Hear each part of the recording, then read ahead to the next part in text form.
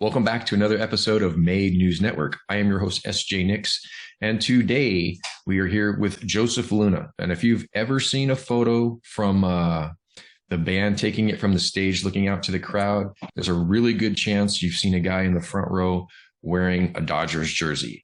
That person is Joe Luna. So, Joe, how are you doing today?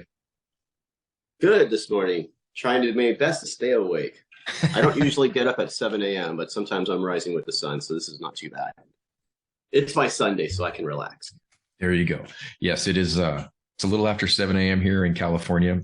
And so I wanted to chat a little bit about your fandom and some background about you. And then, because I know you've seen them in so many different places, you've been to a bunch of different shows, and I know you've got some good stories. So we'll start with some basics. How long have you been into Japanese music in general? Japanese music in general, I'm late to the party pretty much. I didn't really get into it until probably 2010, 12 or so. Okay. It didn't start with metal groups or anything like that. Yes, I had heard of Loudness in the 80s before, but I never became a fan of Loudness. So I can't really say that made me a Japanese fan. I'd have to say it was definitely Puffy. Because Puffy, when they came out and did the Teen Titans theme track, I was like, who is that? And then they played the Japanese version. I was like, oh, wait, that's the same song. So then I started getting into more looking into the different groups and such. And eventually when Carrie Palmy Palmy came around is when I actually started paying attention to other groups, other artists, other idols and such. Brand New Idol Society is what really got me into Japanese music as far as idols go. Because idols doing things that I thought were cool and fun, different than AKB stuff and stuff like that, which really wasn't that interesting to me. And then eventually you get to see a few other artists or bands, especially when they start performing together in different stages.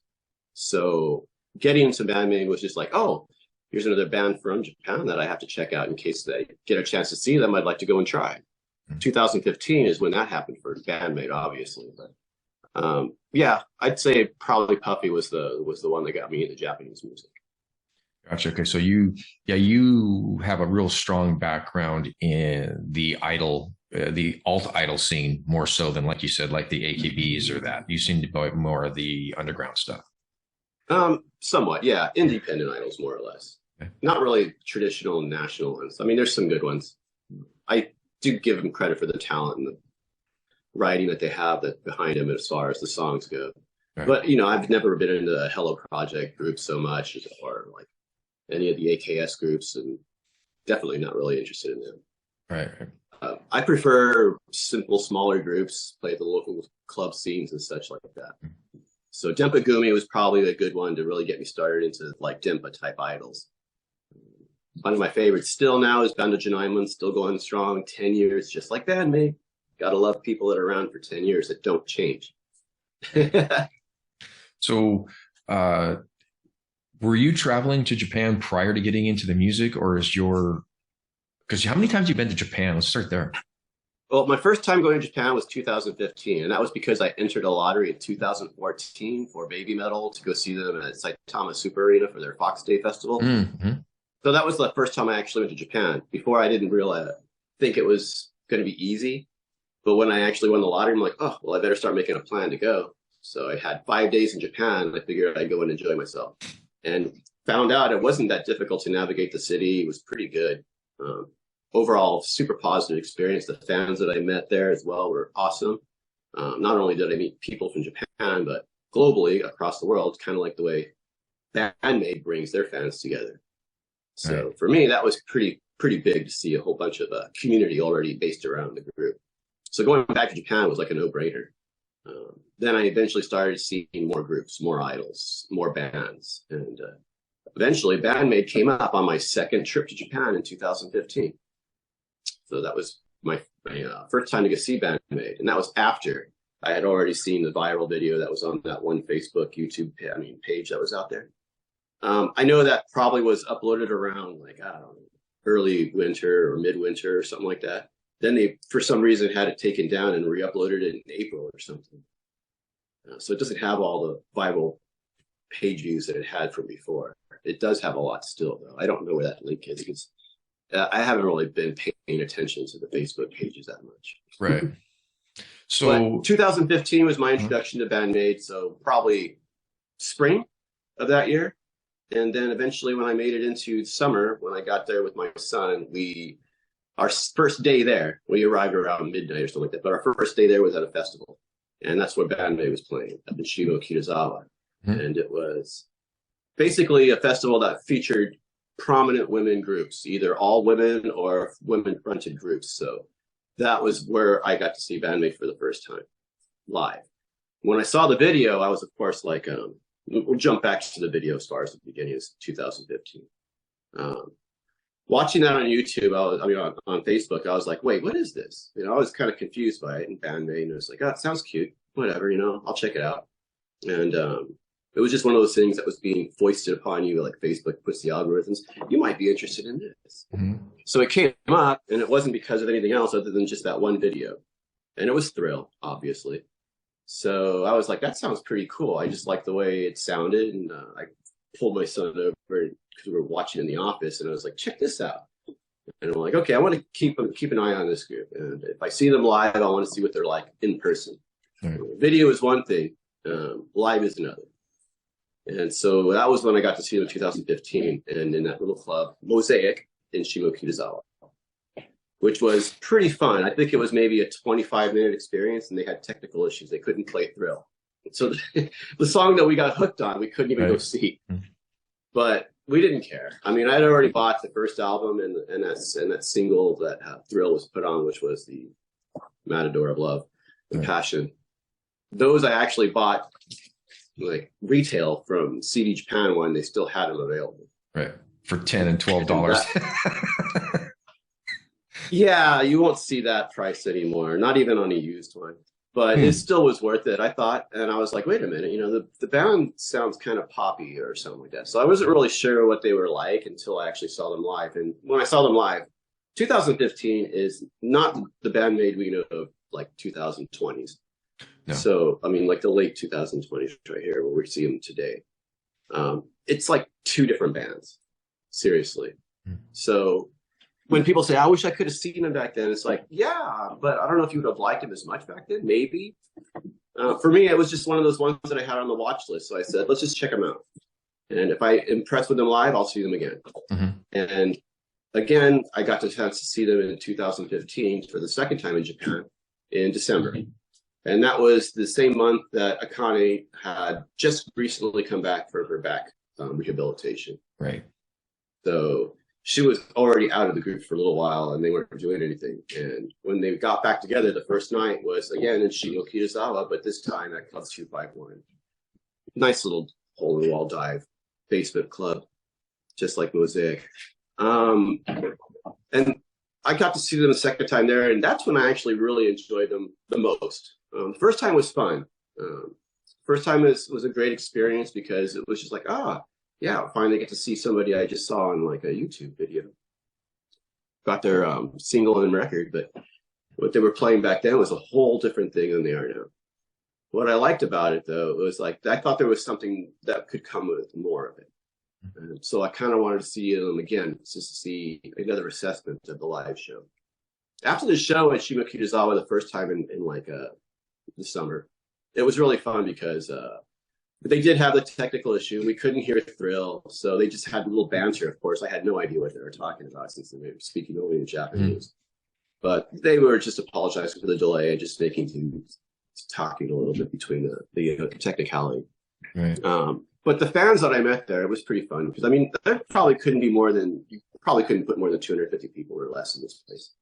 So not a very big place, not very packed either. Because, like, mind you, there's a lot of bands going on and playing all over Shimo Kitazawa during this festival, and this is just only one of the live houses that was featuring bands. And Band Maid was one of them. So I got to see a lot of cool groups beforehand, and some of them are still together, and some of them disbanded already. But Band Maid is still. So that's a testament anyway for a band that most people probably would have not given the time of day in their early years to still be around today and actually being more successful and sounding a whole lot different. But 2015 was a good year, and when I got to see them the second time, I was pretty happy about that too. And But I'm still going on about the first time. After the show, I had gone up to because the fans were really welcoming. They actually just like, I didn't know any of these people. When they were doing like Be Okay, they got everybody in a circle and we're all doing a whole little dance or whatever you want to call it. I don't know. But it was pretty fun. So at the end of the night, at the end of their set, I go to the merch table, didn't buy anything. And that's when I saw, the first anniversary shirt, which I didn't do anything with other than wait. I didn't buy it at the show. I had to get it on a freaking auction later because I kicked myself for not buying it back then. But I didn't pay more than like $40 or something like that for it. So it was actually a good price. Yeah. You can still get that shirt today. You just have to add a 0 to that 40. Yeah, I'm not going to try. I've seen some towels going for ridiculous prices that I just still can't. I love Band Maid and I love merchandise, but I try to get when it's reasonably priced because otherwise, if I miss it, it's going to be exponentially too high for me to want to try. And I'm like, do I want to buy that item or do I want to go see Band Maid in person at like Japan or something? Right. So for me, most of my money goes towards seeing live acts, live performances, rather than always buying merch. So I will miss some kind of merch rollout sometimes. Yeah. Just because I'm trying to make sure I can go see the next Band Maid show. So the shirt you're wearing is another rare one. I've only seen it a couple of times. You have one. And I know John Fennell has one. Go ahead, stand up and show them. That's Konami's old sponsor, Former Addictone. Yeah. And they did a two-man live with Airswell, which is another fine three-piece band. But I don't have any other information on them other than they have toured the U.S. before, but it's been a long time. And it was pretty interesting combination to see those two bands play together because Airswell's pretty hardcore, pretty much. They got their fans in the venue, which was Cyclone in Shibuya. And so what happened there was basically my first seeing people get like wild.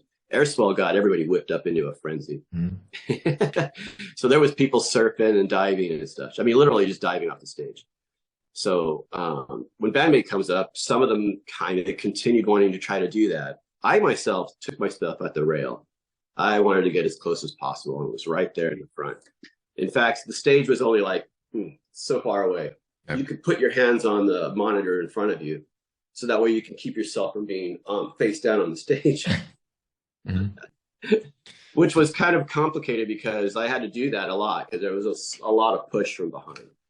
And well, that was where Psyche was standing and that's where Psyche was putting her feet. So it's kind of like, don't want to get my hands stepped on, which probably some people might enjoy. But I kind of wanted to enjoy the show and not be stepped on. But it was a pretty wild night, that one. Pretty loud, pretty fun. So that's where I picked up my Addictone shirts anyway. I bought this particular one, of course, which is that, and it has the old logo on there. And of course, it was a Death Sight. So the other Death Sight items I picked up was the long sleeve Death Sight one. And then I also picked up the hoodie that I actually wore sometimes during the tour last October because it was kind of cold and necessary at the time. So you were talking before about the different shows. Was it the first or the second show where you're like, okay, I think these girls are actually kind of special. They're not just another club band. I had to say it was the second time because I was like tentative when they had that moment where Psyche had to have the throat surgery and to remove the nodes. And then they had Akane with the back problem. And I was like, oh, that's not good for a drummer. So I was kind of like, that's probably why I became more closer with like, I really like her the most as far as the group goes, but I like Mika because she's just a great front person. Right. But the band is phenomenal and stellar all around. So that was going to be the night that I thought so, because when they played, that was the first night she had been playing since being on hiatus. So the energy was there. The anticipation was there. What they played, I couldn't tell you. I wouldn't remember. That was, say, 8 years ago. So either way, the night was super awesome. I managed to bring my friend from Australia along so he can go to the show as well, too. And it was really close to Akane's birthday, so I also got her a little Snoopy, some vintage Snoopy stuff that I got for her. And I included a little something for all of the other members as well, too. Just little things. But I don't try to do too many gifts anymore. It's just troublesome to always hand off stuff. If you can do it, go for it though. I'm not saying don't do it, because they appreciate the gifts too. Just make sure it's not food or anything like that. Right. So, and also because you went to shows way back then, I would imagine that you've actually had some pretty intimate like meet and greets with them. I think because you were at J-Pop Summit, right? Right. Okay. Yeah. So that was the last time we did photos and stuff with them that I'm aware of. I think you might be right, because I don't recall them doing anything after that. It was just there, the London shows, Sakura Con, Mexico both times. And yeah, they didn't do any of those in LA. It was the assembly line here, get your postcard signed, say hi, and then move on out is what it's been. And now it's just, here's your signed card.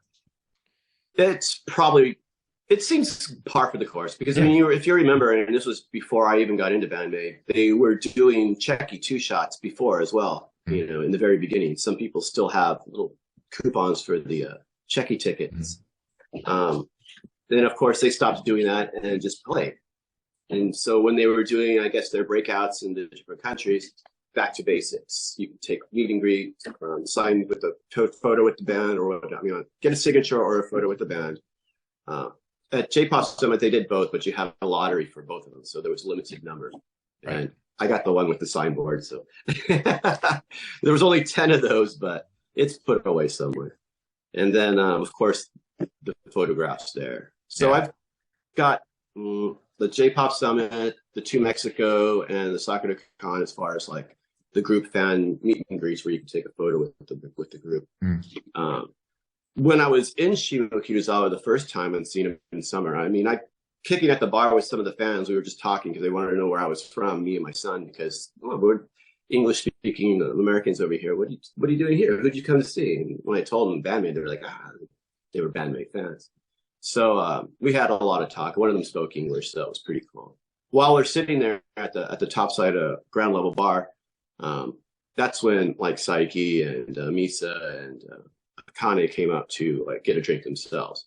Of course, Misa getting a beer, and they were all like talking with the fans. And I had asked them, "Hey, is it possible to get like a photo together?" And I just remember the look on Saiki's face when I asked the question. She just kind of like, "No." I'm all like, okay, it's no problem. We just continue to talk for a little while. But it was kind of funny because they had just gotten off stage, so they're sweaty, they're a mess. Right. I understand why they didn't want to do it. It wasn't because they were being snooty or anything like that. It was just like, nah, we just don't feel like a good time for a photo. Right. But just the look on her face was like, but it was funny. So we all talked, and the people that was there, one of them was like doing some of the translations. So the fun part was when I was like, oh yeah, I came here with my son, and they're looking at my son and looking at me at the time. I didn't have as much gray hair back then. So they were like, that's your son? And we're shocked and surprised that this was my son. It's like, not your brother? I'm like, oh, well, that's very kind of you, but no, this is my son. So they thought that was pretty funny and cool. The fans were amazing. I took a group photo with the fans, but I don't have it ready to show. It's somewhere on Facebook, though. The second time was when I got to see them. I was pretty excited, and I had been watching all the groups that night, too. And there was a group that was before Band Maid or after Band Maid. I don't remember. I'd have to look at the lineup card. Tora no Korami, but they had a person in the group named Mother, and she's basically a drinker, so when she finished her set, I bought her several drinks and had several drinks with her. And I was already drinking before that. So by the time the end of the evening came out, Akane comes into the crowd and such as well, and started hanging out with the fans that were there that were happy to see her. So that was an interesting first, because none of the other band members got off the stage and mingled on the floor with the crowd, with the fans. Akane came out and mingled with everybody on the floor in the crowd. I was talking with everybody, taking photos with everybody. So my friend with his regular camera, instead of actually using my cell phone, he took a good one with his nice little camera. And I got a couple of really good shots there, but he only gave me one for some reason. He lost the other one. So that was like a really cool moment. And I was happy that she was back, and everything seemed really good and strong from that point on. So that was actually a bonus to see them at that time. At the end of the evening, we were still having a great night talking amongst all the other fans that were on the floor and there after all the bands had finished their set. And they were just putting on the lights and basically telling us, you got to go. And I'm like, oh, okay. So we move outside and finish our beers before moving outside. And that's when I'm just hanging out there. We're just still talking out in front of the entrance, and out comes, Miku and Misa, and I'm all like, can we get a photo? And it was like, yeah, no problem. And it's like, oh, okay, cool. So took a selfie with them there, and the same thing that happened again with well, yeah, I couldn't do anything else with anybody else. Sorry. So I've never been able to get a photo with like Psyche or just Economy. It's like intimate, simple stuff like that. But that was the last time, because in 2016 things got a little bit more busy for them. So after a while, they stopped running the merch table after a while in 2016. They would always have Tamada-san, old Tom Tom, do a lot of the merch table stuff back then. And in some shows, you would still have Miku behind there because she liked being behind there.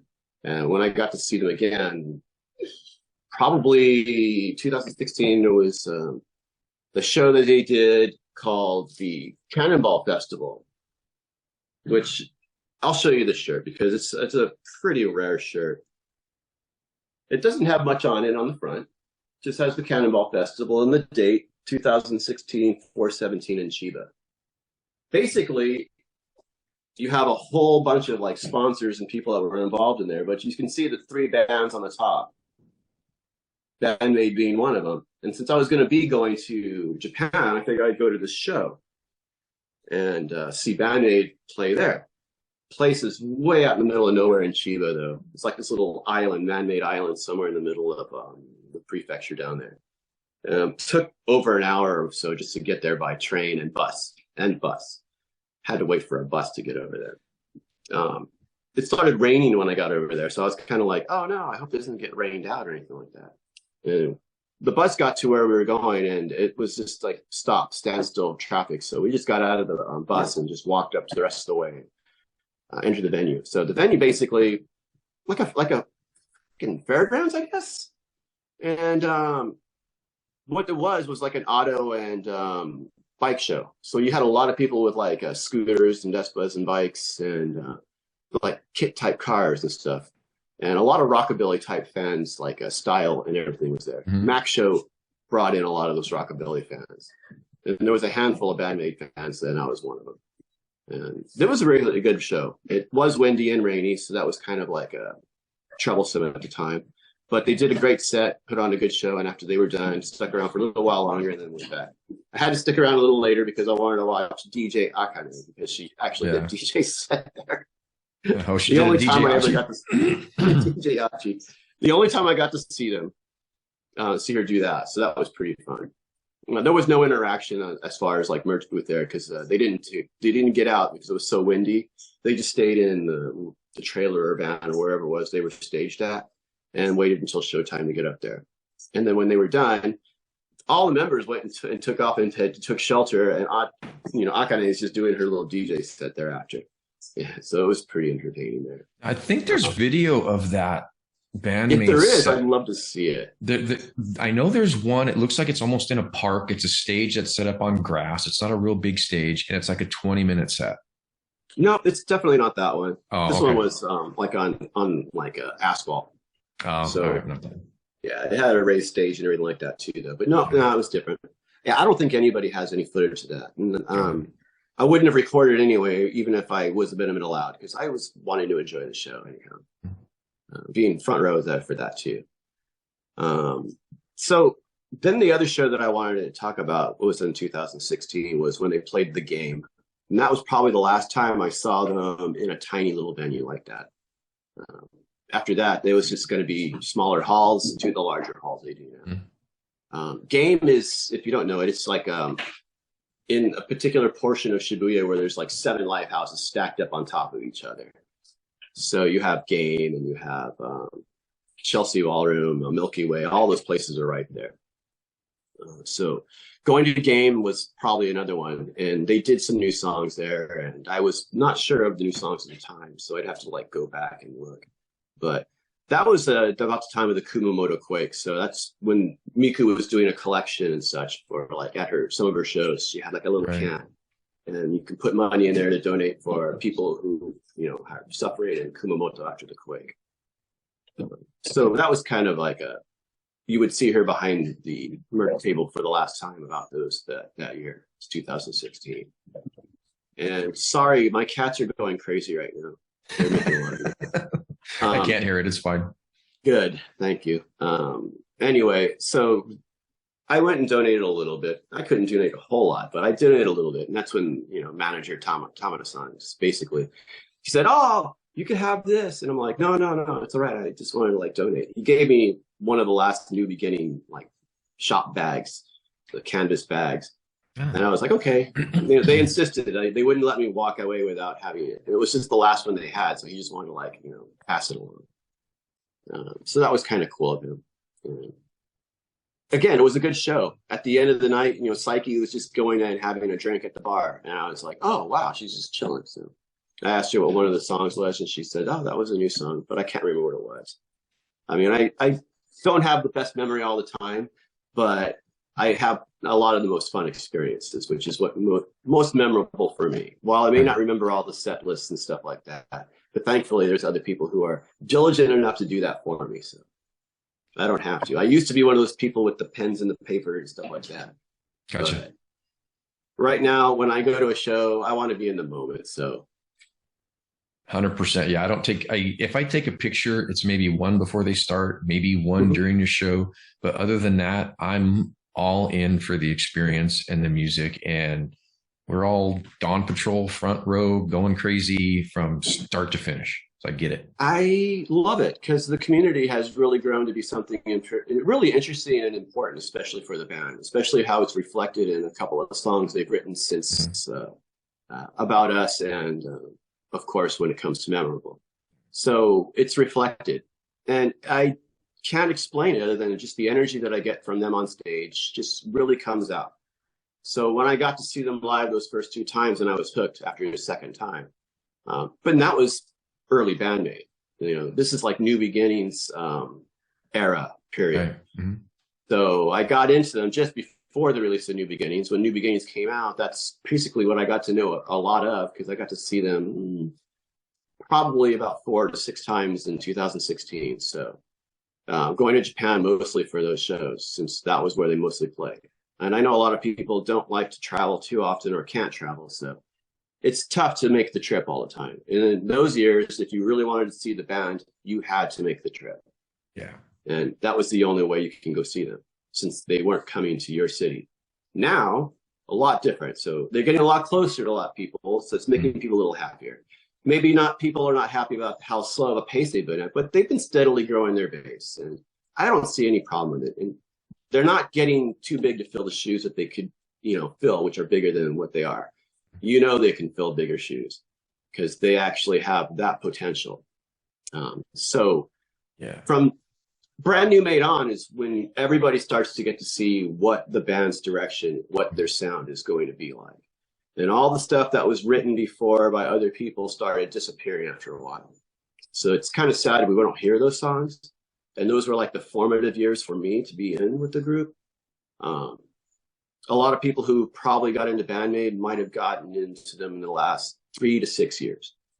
But the first 2 years that I was in there, it was like a different band, different material. And so when they retired all the old material, it was kind of like, sad for me, because I won't be able to hear those songs anymore. Unless for some reason they'll throw a rarity out there. And I know they pulled one of those old rarities out there in Japan, and I can't remember which show it was, but they did pull one from the first album and did an acoustic, I believe. Forward, I think. Yeah, might have been Forward. But they don't. Let me ask you this. Not too much. So let me ask you this. But Kaname has just came out and said that she's reworking older songs, and we don't know what that means yet. I'm hoping that they're going to dust off some made in Japan stuff, and just now that Miku can actually play guitar, she can fill some of those holes. Or maybe they're taking those right. Maybe they're just going to there's a lot of speculation. Maybe they're just going to stuff maybe from New Beginning, Brand New Made they haven't played before, and now Miku can fill those holes better live, so Konami has more room to play. Or are they going to completely rework stuff that is maybe, because I don't know that they have the rights to all the Gump stuff. Yeah, that's a tough one. Which kind of makes me sad because one of my favorite songs from that earlier era is most definitely "Knocking on Your Heart." "Knocking on Your Heart." I like the vocal harmonies, which for me really made that song, and you don't get as much of that anymore with the current Band Maid. You'll get Miku or Psyche. But when they were doing the vocal harmonies together, I really loved that a lot. And for me, that was the song that really hit it for me as far as that album. It had fun stuff. I mean, Forward, Be Okay, Evergreen, Key, Big Dad, yeah, Evergreen. Key. Yeah, I mean, the whole record is just fun. Nothing like what they're. It doesn't reflect what they are now, but it was definitely fun. Yeah, everybody starts somewhere. Yeah. But as far as like Summer Drive, and it's an okay song. I mean, I pretty much liked the first record better than the single. The single is because it had Thrill. That was your introduction for it. Right. And because it was such a great album, they put it on the album for New Beginnings, which all had heavier sound. It didn't sound anything like the first album. So then you have this version of Band Maid. But again, everything was written by somebody else. Arranged by Band Maid, but written by somebody else. Yeah. So a lot of those songs are such great songs too. So that was made me sad when they retired all that stuff from New Beginning forward. I mean, before. Everything's now focused from after that. Yeah. Except for maybe having Thrill and Real Existence are the only two songs from that old set that you will occasionally hear pop up. Which is sad because, you know, Freezer's a great song. Shake That's a great song. Don't Apply the Brakes is a great song. There's just a lot of great songs on the record. Okay, so you talked about, obviously you talked a bunch of the Japanese shows. You hit on SakuraCon, you hit on J-Pop Summit. You went to the Mexico shows. And the reason I want to talk about the Mexico shows is that seemed like an odd move for them, but they must have had some sort of information that there was a fan base down there. And having gone to Mexico and South America are just rabid for metal anyway. Just if it's a big, like Iron Maiden, you look at like the Rock in Rio stuff, it's like 100,000 people. The Ramones were rock stars out there, but they couldn't even fill and sell out venues in LA. So hit me just real quick about those. How many you went both times? They went to Mexico, right? Both times. Okay, just talk about that a little bit. I believe the first one was Sala Corona, and basically the living room. And that was an interesting show. That was, wow. First time being in Mexico City to go see a band that I like very much. And since they weren't playing any more shows in the United States, I was like, had to go there. SakuraCon, Mexico City. That's all North America got in that entire year. Yeah. So if you wanted to see Band Maid, again, you had to make the trip. And I made, not to make a pun, but when I heard Band Maid was going to be doing SakuraCon, at the drop of a hat, I was like, I'm going. I bought my ticket to fly there, didn't have any idea what I was going to do when I got there, made it up as I went along. Fortunately, I had friends that were there, so I was able to room with them and made the entire weekend there at SakuraCon super awesome. Mexico City, I was really shocked to see that many people who really loved Band Maid. When the line started, it was like pretty meager and modest and no early morning. We got screwed on that one though, because then they moved the line and nobody kept their space. Nobody was keeping track of nothing over there on writing on a Sharpie or nothing like that. So the great position I had, I lost immediately right there. But it was still a great show, and I still got in. A couple of friends from the U.S. I did know that I would see in the U.S. did make it down there, which was kind of cool. So I did have friends from the U.S. that were there, as well as people that I met and made friends with there. The Mexican fans are just amazing. They really love Band Maid, and you can tell by how it is. And everybody says, who has the best show? Who has the best show on the tour, you know, like last October. And everybody's got their favorites and a bias for something. Right. But legitimately, if you were going to say North America and shows in general that you've been to that you like, Mexico has a special place for me. because both times the fans have always been 100%, if not double that. And the second time when I got to see them, and that was actually pretty cool too, because that show, when they were doing Daydreaming, the intro is like really slow in the beginning. Well, the fans broke out and did the entire intro verse. And the band was kind of like stunned by that because, you know, it was loud. Everybody was singing. It wasn't just like a few people in the front or anything like that. Everybody was singing. And so it was like a chorus coming back at them from the film before. So they waited until they finished the verse before doing the song. And that was kind of really super cool at the time. They love Mexico. They wish they would have more time to spend there.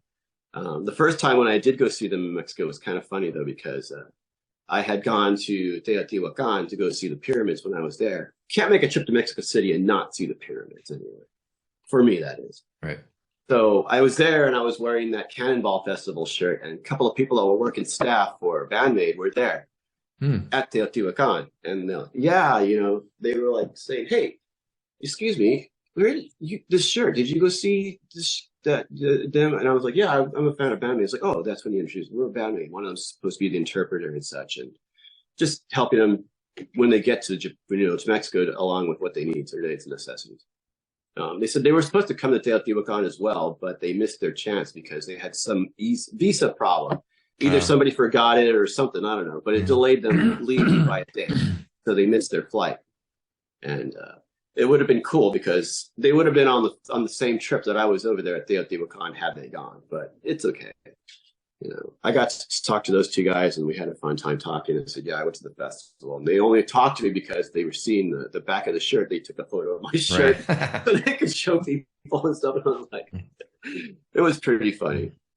The second time was great, though, like I said, because of that. But Mexican fans really love them. They do have a fan base there. I really wish they would go back and play Mexico. I know a lot of people in Mexico would like them to come to their states because not everybody can make it to Mexico City. Since Mexico's a huge country, not everybody lives in the city. Right. It's kind of like how everybody in England gets mad. It's like there's more than just London, and they're always just doing London. Yeah. So that's the other thing as far as Mexico goes. And the fan base there has been super welcoming as well. They brought all kinds of gifts for the band. If you look at the gift table, it was overflowing. And it was kind of comical, too, because you looked at how many bottles of tequila and mezcal were on the table and whiskey and whatnot. And it was kind of like, wow, they're not going to be able to take all that with them because after they leave here is when they go to England. Right. All right on. The pyramid story sounds really cool. Do you have any other, you know, cool memories from the Mexico shows? No, but my favorite memento is probably my bootleg cup. This was before they were making any kind of drinking vessels, and I did not want to support like bootleg material, and I saw a lot of bootleg stuff and stuff that we who are artists that we have created some of these things, but we are familiar with already. Yeah, plagiarized and put on like shirts everywhere. When I went out there, it was like it was like a grand bazaar of bootleg stuff. I couldn't believe how much stuff they actually had there. And I was Band Maid. For Band Maid, that was the first time. Wow. 2016. But when I walked out of the show and I'm leaving, I just saw this sitting over there. And I'm like, wait a minute. I like coffee. And I'm like, this doesn't have anything other than just the logo on there in 2016. So I figured. What's on the side? 2016. It says Mexico, MEX. Oh, okay. And I figured, okay, I can get behind this. Somebody just like etched it in there. It's like a machine etched in there or something. And I thought, okay, I can support buying this. So it's the one time I did enjoy a bootleg item. Gotcha. But I don't support bootleg because I bought all my stuff inside like everybody else. But yeah, it would have been awesome if I could have ran into them at the pyramids because, you know, they haven't had a chance to do that. And in 2018, when they went back there, they weren't able to do that either because they didn't have any time that time either. Mm-hmm. So one of the things they know they want to do if they ever go back is I know they would want to try to at least make it to Teotihuacan. If that'll happen, who knows? We need to get them into Mexico again. So hopefully There's some promoters out there that are talking to people in, you know, Band Maid's like a team to get them out there to Mexico because they should do a show there, even if it's only just another one show. But still, explore it because there's more of it going on. You know, there's more fans down there. They're hungry for it. They come up here, so it would be nice to have them come back down there. I'm pretty sure that I would be really surprised actually if when we get the August dates, there wasn't a show with a warning, and it would not surprise me at all if it was a Mexican show. Yeah. I'm actually kind of shocked they didn't even throw Toronto in being so close to Detroit. Mm. So anyway, it comes down to I wish I could see them a little bit more often here in America, and we've been getting our wish. So October was very, very nice and refreshing, and I was exceptionally pleased with the response that the fans had because it's a big risk to announce like about what was it? They first did Aftershock, was the show 13 one-mans. Then they decided to go ahead and add all the one-mans before that, before adding Jersey and Chicago. Boston was supposed to be the last show. So selling out virtually all the places, minus the Jersey. And of course, you can't really include the selling out Aftershock because it's not really a venue itself. Yeah. It's just basically a festival there. That's after a 3-year hiatus almost from COVID. So people were really waiting, really, really interested in trying to go see them. And a lot of them only discovered them just over that pandemic because they were looking for new music to keep them occupied so they wouldn't go crazy just sitting at home doing nothing the whole time. And I don't know. You know, I think the band probably felt maybe they were thinking they probably wouldn't have fans after the 3-year hiatus. Maybe they would lose fans. Maybe people would forget about them. Not true. Not true. More people got into them. Right. That's the thing that surprised me because I think Miku even said this. She goes, "Do you guys, do you guys still like us? Was anybody going to come and see us?" And we're going, "What's wrong with you? All we want to do is see you." And that's where we know about us was during the pandemic. It was we're thinking about you. We're sorry we can't see you for real at Budokan. Because that was the canceled Budokan. Exactly. And they had those feelings. Yeah. Oh, that's such a heavy, heavy song. And now the way I look at About Us, it's like that love letter to someone who's far away. I wish I could be with you, but I can't. And then here last week, now we get memorable. Memorable is that welcome home hug. I was pretty surprised to have a debut, but not 100% surprised. It was just a pleasant surprise because I wasn't expecting to actually write a new song for Tokyo Garden Theater.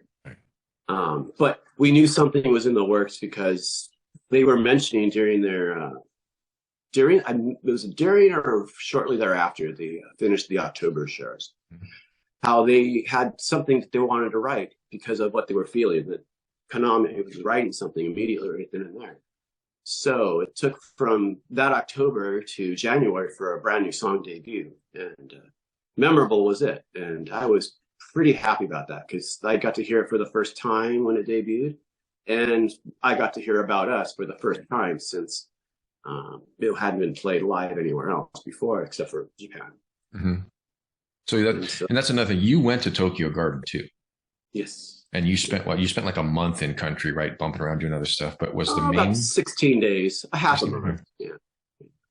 So was the main reason Tokyo Garden, or it was time for you? Well, I know it was time for you to go back. I was planning to go back and I was hoping to do it by December, but I couldn't make it happen before then. I did let my passport lapse. I was depressed when I couldn't go back to Japan. I said, if there's no reason to get it started now, I'll wait until just before I go back. That way it starts and I have it for 10 years from then. Mm-hmm.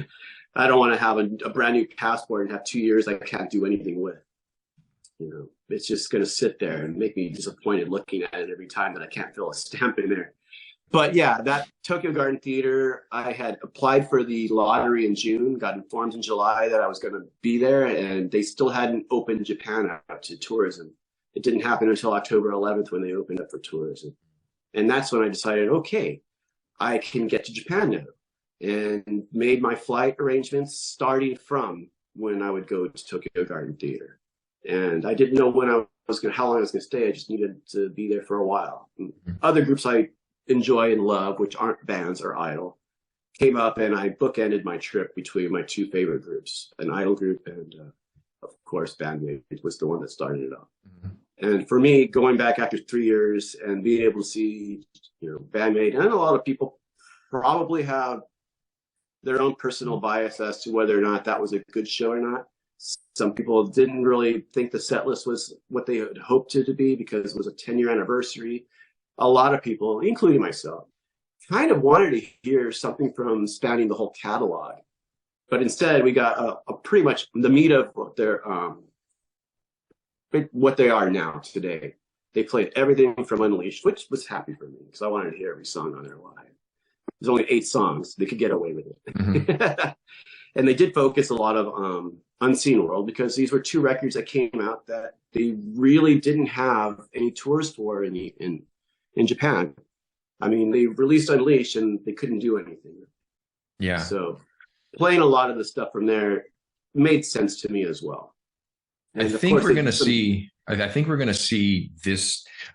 I look at Tokyo Garden as almost like the kind of tour final that we would get at the end of an album, even though it's kind of muddied because of COVID. I think now as these shows start coming out, you're going to see older stuff. And I think Yokohama is going to be absolutely off the chain. I think they're going to really go nuts. True tour final for their 10th anniversary. Hopefully, now that they've gotten everything they wanted to get out of the way for Tokyo Garden Theater, they can focus on their, multi-date tour that they're doing this year in Japan, which I pretty much knew they were going to do anyway. I mean, their 10-year anniversary, they're a Japanese band. They're going to play Japan. So that's the starting point. That's the jump off where they go. They're doing a lot of U.S. shows, but at the moment right now, it just seems practical for them, not trying to leave out anybody else. But so far, from all the news we've been reading, it's not going to be anything outside of the U.S. at the moment. Right. Which is kind of sad for a lot of people. But during that October tour, I met people from South America, from England, from Europe, from Japan, everywhere.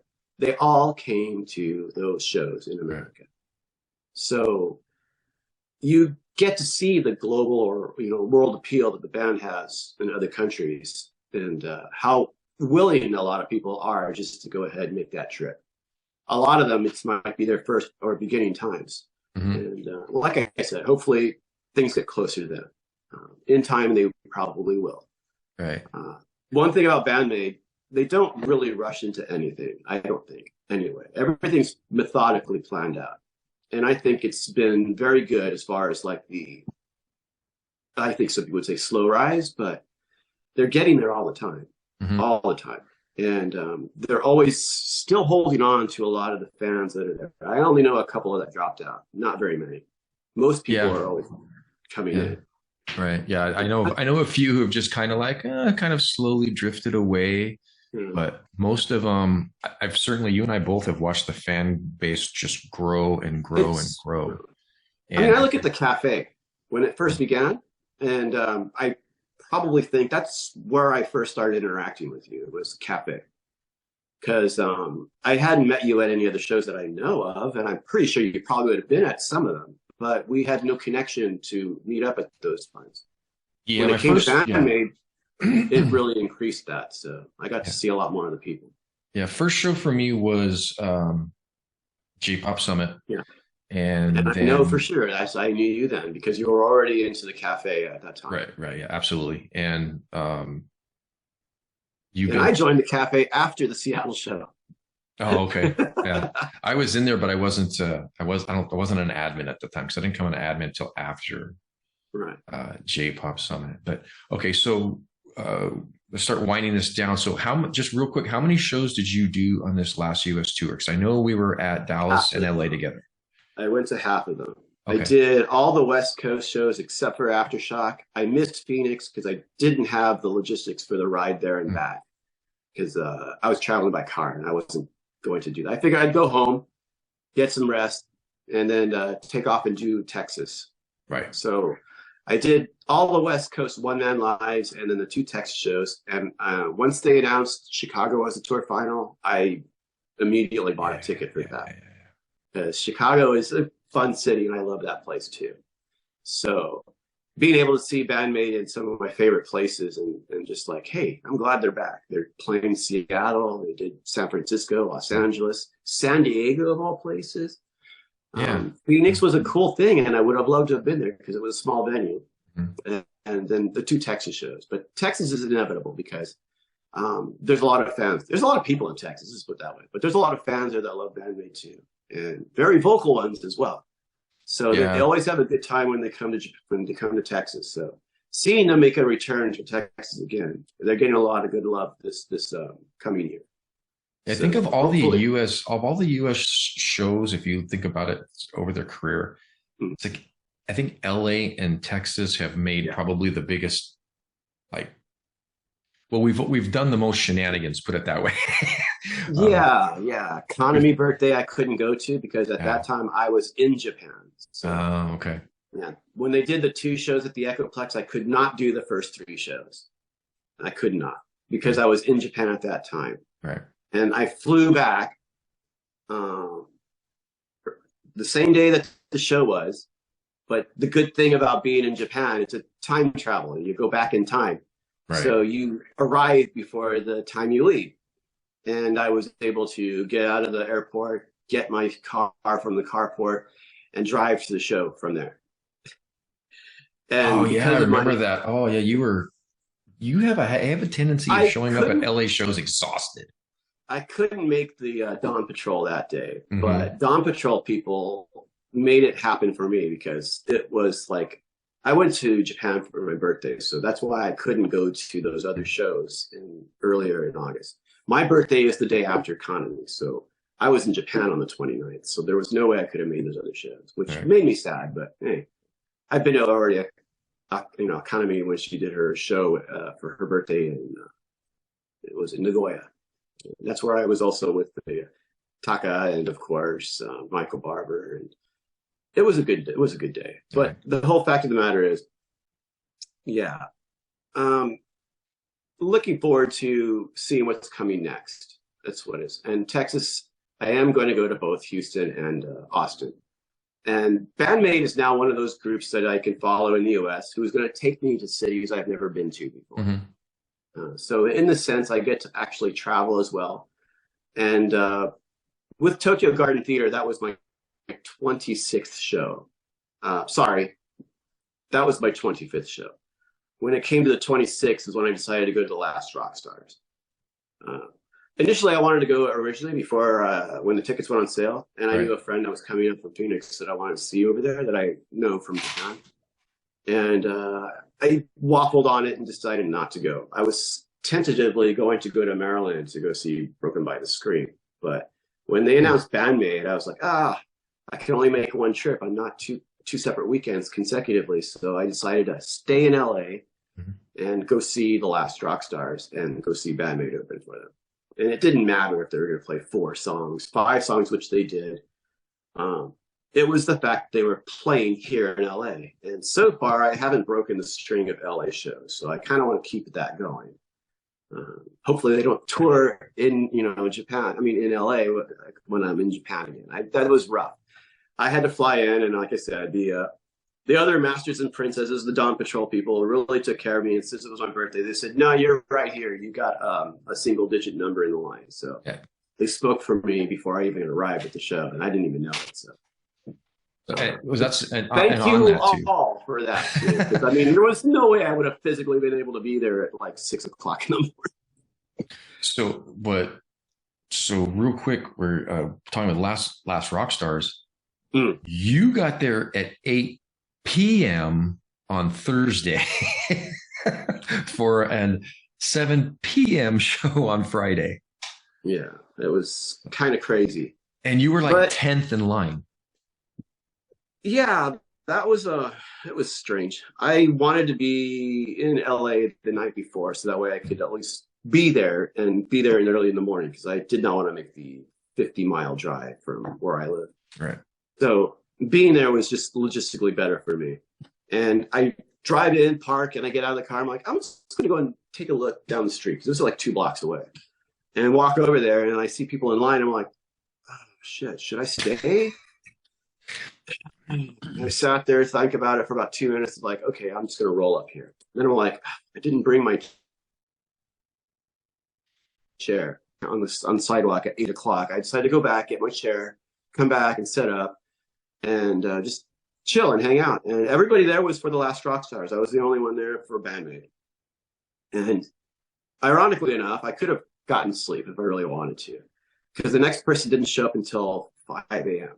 Mm.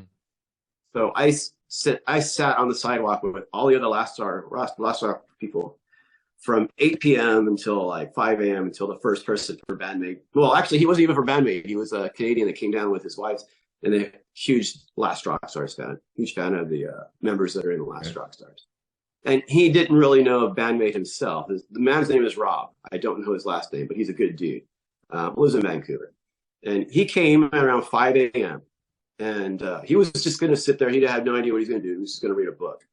He didn't open the book. We just started rapping back and forth like we are right now. Mm-hmm. And it was like a nonstop adventure after just talking about our experiences and such. And he's become a fan, pretty much, of Band Maid. But I don't know how big of a fan. But the doors opened. He went to the New York shows and saw them there. So that was pretty good. He had an idea of what they were like. And that's definitely wanted to see them. So if I remember, that's the white guy who had the 2 kids and the Japanese wife that we were kind of hanging out with? Yes. Okay, gotcha. Yeah, he was a good guy, for sure. Yeah, he's an awesome dude. I should probably drop his details for you as well, so you can talk to him. Maybe keep him involved. We got to keep him involved. Absolutely. I know he probably likes the group, but they play in Seattle. We got to get him down there. All right, last question. We're going to wind this down. How many shows are you doing in May? In May, I decided to go to 5 of the 9. I will not do any of the festivals. I'm just not a festival guy. Right. Too many people, too many bands, too short of a return, and they're not close enough to me to warrant going just for the one day. Right. I'd rather spend all that time at a one man. So I decided to choose going to the first 5 one mans. So I will go to Texas to go both to Austin and Houston. I will go from there back to home. Then I will fly out to Georgia thereafter. Okay. Because that's going to be a good place, a city they've never been to as well. And Atlanta's a good city, so I think they'll have fun down there. And plus, I want to go and hang out with Brian and Chester as well too, because they're good people. Yeah, there's some solid people in the Cafe MNN Dawn Patrol group that are based there, so they're gonna. If you're coming in for Atlanta show, you're going to have the support of the hardcore fan base. So join the planning tour group or the tour planning group. Yeah, Georgia's going to be good. That in Nashville would be the other show that I would want to go to, just because Nashville is such a music town.